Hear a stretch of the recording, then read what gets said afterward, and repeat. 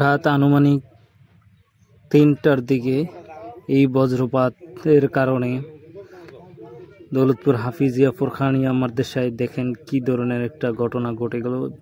সোলারের battery ফেটে একদম ফ্লোরে অ্যাসিড সব বেরিয়ে গিয়েছে। তারপর মানে খুব বাজে একটা অবস্থা, বাচ্চারা ঘুমিয়েছিল এখানে। তারপরে এই যে ইলেকট্রিক মিটার, এই মিটারটা দেখেন ফেটে গেছে একদম, খুব বাজে অবস্থায় গিয়েছে।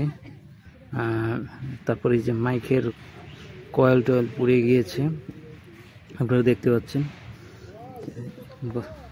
এই যে এদিক দিয়েও ইলেকট্রিক কেবল ছিল, এই কেবলগুলো পুড়ে গেছে।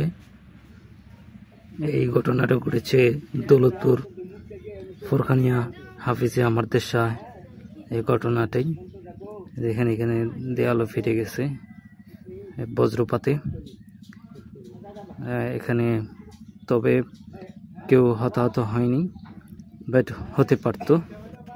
এই বাচ্চারা ছিল এখানে ঘুমিয়ে ওই রুমটাতে। তো আপনারা যারা বজ্রপাত যদি হয় বা বৃষ্টি হয়, আপনারা একটু সাবধানে থাকবেন। বিকট শব্দ হয়ে এই ঘটনাটা ঘটেছিল দৌলতপুর হোমনা কুমিল্লাতে, এই মাদ্রাসায়। আর তাই আপনারা সবাই সাবধানে থাকবেন।